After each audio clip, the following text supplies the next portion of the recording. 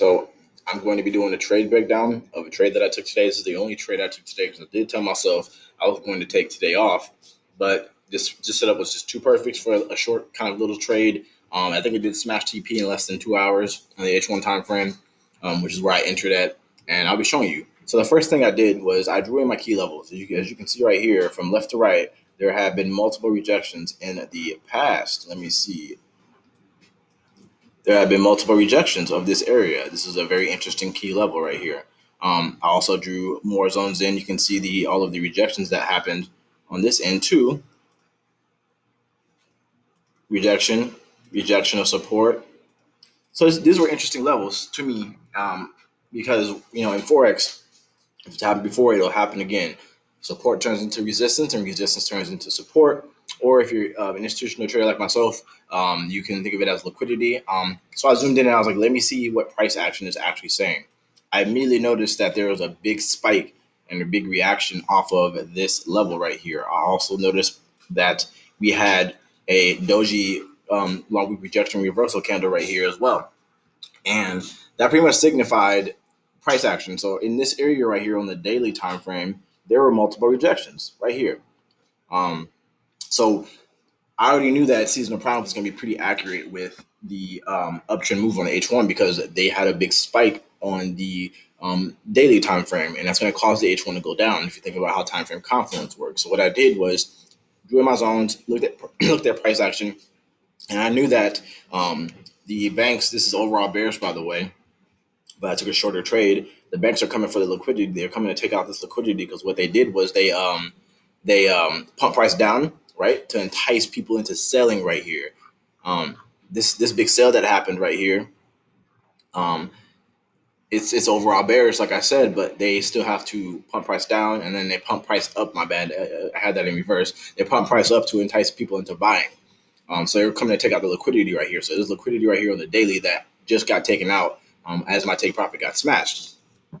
So I'll go down to the lower time frame, but I go down to the 4 hour. The price action was good on the 4 hour, coming up, take out this liquidity right here in this area, and then I drop down to the H1. Clear reaction of this level. You can see there they pump price down, and now there's some manipulation by the banks. So like I said, this is overall a bearish pair. So I zoom in to this level right here to where actual price action was at on the H1 time frame, and I saw that there was multiple rejections as well in this area. Now normally I would hop in and just put a limit order right here where I saw multiple rejections and count on it to give me a wick entry, because if it's rejecting, right, if it's been rejecting, it's a rejection right there, came back up, and it was a rejection right here, and then it spiked up after that. That's that manipulation by the banks. So normally I would put a limit order, but I missed my limit order entry because it started to actually to spike up a little bit already. With that being said, I was like, I'm going to wait for the actual momentum to start happening. Saw the candle spiking up and with a lot of momentum, and I knew they were coming for this liquidity right here. So what I did was I marked it off, and I have a template for that. I marked off the liquidity. Where is my templates? Boom. Liquidity right there, right? Clearly liquidity. If it's going to be manipulation by the banks, you have to think about where the liquidity is. Let me open this up real quick. You have to think about where the liquidity is, because banks always go where the liquidity is. So that's liquidity right here. And then up here, right, there's liquidity up here as well. This is an old high. Boom. Another level of liquidity. If it'll let me grab my tool here. Another level of liquidity. This is an old high that was not taken out yet. And I believe that they're still coming for this liquidity before they take price back down. So that's another liquidity point right there. You put a money sign right there because that's where the money is, right? So you got two areas of liquidity. Like I said, I noticed price funnel was way down here, but I did miss my wick rejection that I wanted to get. So I didn't mind doing a market execution on this as I saw momentum because I already knew this was definitely going up. And as long as I got an entry, right, in this area right here somewhere that it was proper to do so, I was fine. And I can actually put my stop loss somewhere where it won't, I won't get stopped out.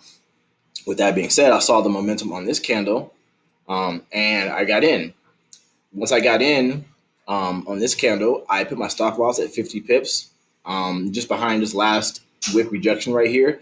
And I could have risked a little less. I could have risked like 40 pips. But I tend to risk 25 to 50 pips depending on the pair. Great British Pound New Zealand dollar is a little bit more volatile, so I did have to risk a little bit more because this thing can spike up or drop 20 or 30 pips real easy. So I risked 50 pips. I hopped in and I just used a basic 2-to-1 ratio because this was just a temporary price correction in the overall downtrend. And I was like, okay, well, they're coming to take out this liquidity right here for sure. Right here. They're coming to take out that liquidity. And prior to that, they actually came up to take out this liquidity right here. So you can just consider this one pretty much gone. We change the color of that to red. Those guys were taken out by the big spike up. So that's what they were doing.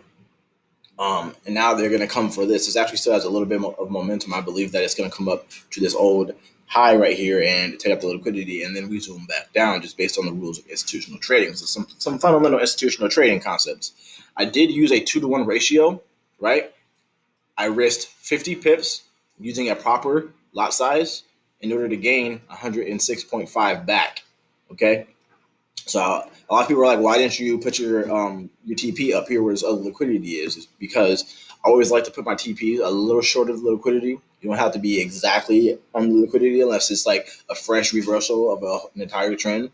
But that's pretty much it. That's all my considerations. And now obviously price action happening as well were my confirmations as well. And then you turn on my one indicator that I do use. And what happened? You had a break above my 50 EMA.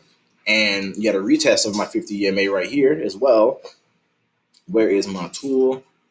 On this candle, you had a retest of my 50 EMA, right? That's clear bullish signs. Normally, personally myself, if I would have saw this earlier, I would have gotten in. Let me duplicate this. Actually, no, let me undo that because that's not what I meant to do. I would have gotten in right here at this candle close. I had a rejection candle right, above my 50 EMA, right? I could have risked 60 pips on this. Like I said, Great British Pound New Zealand dollar is a little bit more volatile, so you do have to adjust your risk for certain pairs that you trade, and I would have done a 3-to-1 ratio. And take profit would have still been almost smashed. So I would have probably, if I saw this earlier, I would have gotten in here and then gotten in here as well on that retest of this area. So there have been 2 entries for over 300 pips. About 200, no, or a little under 200 pips right here. So there's 2 entry opportunities based on liquidity alone. Once you see a spike happening and you are correct on your directional bias, I typically wait for a pullback to happen, right? And then multiple rejections after that pullback, which almost oftentimes happens most times. Look, it still has momentum. So yeah, they are coming for this liquidity right here. And wait for the retest, which almost always happens, as you can see, and then hop in on the sell. This is another example. That was a trade breakdown for Great British Pound New Zealand dollar. That's exactly what my considerations were before I took the trade. I looked at all of that and I considered all of that before I even entered this trade. You have to pay attention to what's going on in the market. So with that being said, I'm gonna do one more example. I'm gonna kind of make this kind of a bonus example. All right. This sell right here that happened, it dumped really hard. This would have been a nice sell to get on. What happened? You had multiple rejections of the same area. This is what's called a liquidity run. You don't want to get caught in this liquidity run. This is what some people call, retail traders call consolidation. I call it liquidity run. But what could you do with this, right?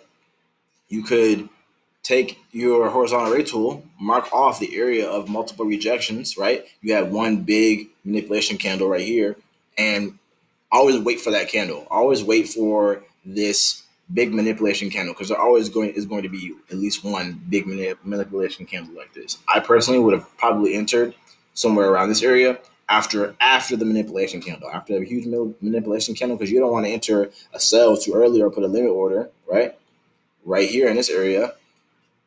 And you got to risk 86 pips. I don't want to risk 86 pips. Let me pull this down. I would have personally wanted to risk maybe like 30 pips on this specific trade because I already know that when a retest comes, it's not going to retest way the hell up here. It's going to retest down here because it's going to retest this kind of this area where this wick was. And normally the retest after the manipulation does not ever go more than 50% more than 50% of the wick. So I would have used a 3-to-1 ratio on this, right?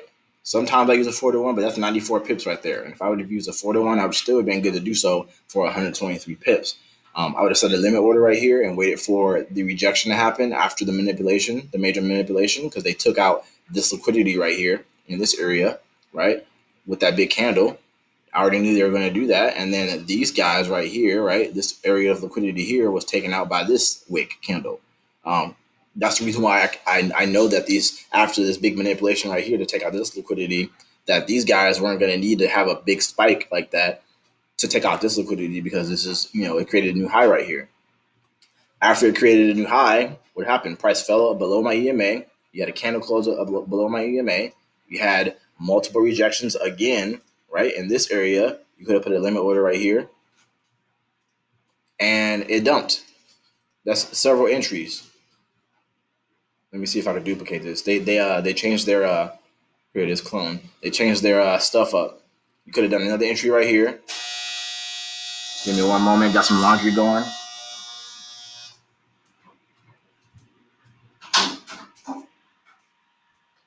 You could have done another entry right there, right? For another 123 pips, right? What happened again? Same thing here. Multiple rejections. Depending on your projection for the trend, you probably could have gotten in again. Look at that.